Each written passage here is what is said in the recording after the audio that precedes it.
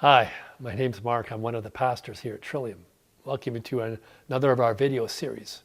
We've been looking at Paul's first letter to the Corinthian church, chapter 15. The 15th chapter is about resurrection. In fact, the whole letter that Paul writes to the Corinthians is about resurrection. I mean, it's if Paul has been moving to this final moment of resurrection. The underlying story, it seems, for Paul is that there are some in the Corinthian church who are denying the importance or the significance of the resurrection. It's not so much that the skeptics in Corinth are talking about Jesus' resurrection in a bad way or denying it's happening, but more that Jesus' resurrection has no consequence for the rest of us. We, as human beings, as average Joes, so to speak, are consigned to the shadows. Only those most elite of spirits get to go into the heavens to live with the gods or with God, for that matter. And this is something that Paul feels very passionate about. See, the foundation of his ministry is to proclaim Jesus Christ crucified and risen from the grave. And not just for Jesus' sake, hardly for Jesus' sake, it's for our sake. Paul believes that in the resurrection of Jesus is the first fruits of a resurrection for all people. It's a sign of God's fidelity and love to us, the power of God's love to save us from the shadowlands, from Hades, to give us a reality to live in the light beyond the body.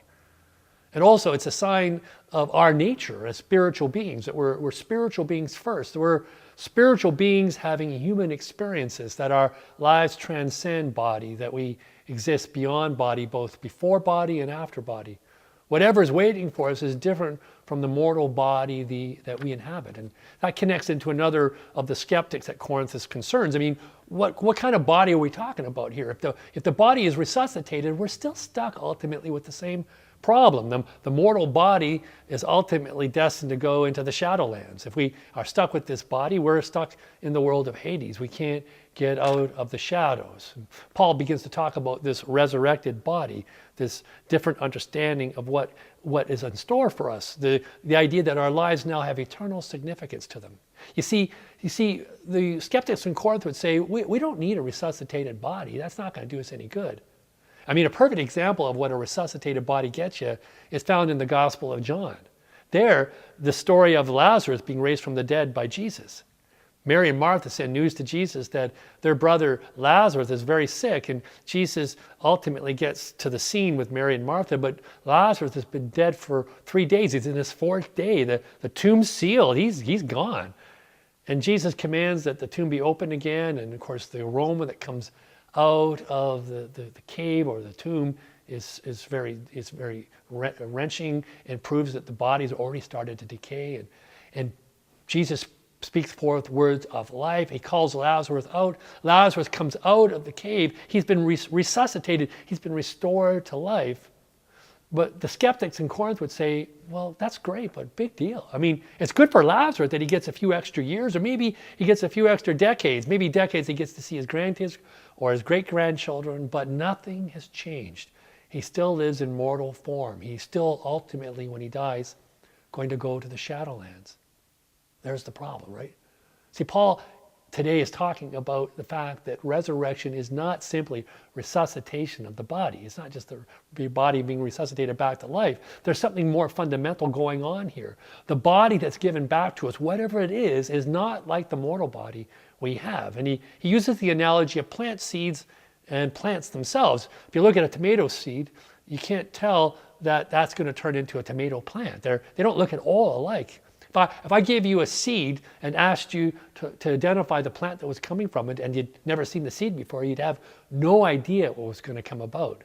You see, for Paul, resurrection is not resuscitation only. It's a transformation of our existence. It's a change in our modality. We are moving from an earthly understanding of ourselves to a heavenly understanding of ourselves. We are becoming into full contact with our spiritual nature. We're spiritual beings. And so for him, the resurrection is this radical change in us, and it's nothing to do with the mortal world at all, even though the seed holds within it the mystery of what we are to become. And that's the play there. You know, I find it totally interesting and fascinating that you and I in Paul's thinking are seeds. We're seeds. We're the embryo of what we're meant to become. We're meant to actually give up the husk of what we are today when we die, so that we can be transformed into the plant that's waiting for us. The resurrected life is waiting for each of us. And Paul will say in other places that we don't even have to wait for ourselves to die, that because of Jesus' resurrection, that new life, that new modality of life, it's already moving through us. That spiritual nature that's in us can be woken up. We can experience heavenly ways on earth in this moment. In this moment, we can know this about ourselves, and we can live it out with each other. In fact, one of the great ironies of it all is that we need to move away from being the stars of our own lives and to becoming the supporting actors of other people's lives. Because it's only in discerning and finding the face of God and their spiritual nature in their lives that we get to discover our own spiritual natures. We got to set aside this ego nature of ourselves so that we can embrace the spiritual mind and heart of our Creator. And when that happens, something absolutely amazing begins to take form in us. That plant begins to burst forth. A new life, a resurrected life begins to take hold of us now. That's our guarantee of the future. That's how we know what death is waiting on the other side, what's waiting for us, because we get to experience resurrection in this moment.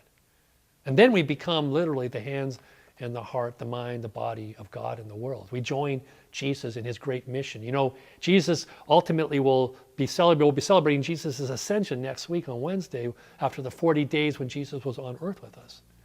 And he left after the resurrection to go up in heavens, and he stops being the star, instead becomes a supporting actor in our lives. His Spirit comes to us to support us in becoming what he is, to be the embodiment of God's ways of life on earth, so that heaven may be known on earth through us. And what a great and holy task has been given to us. It's our true nature.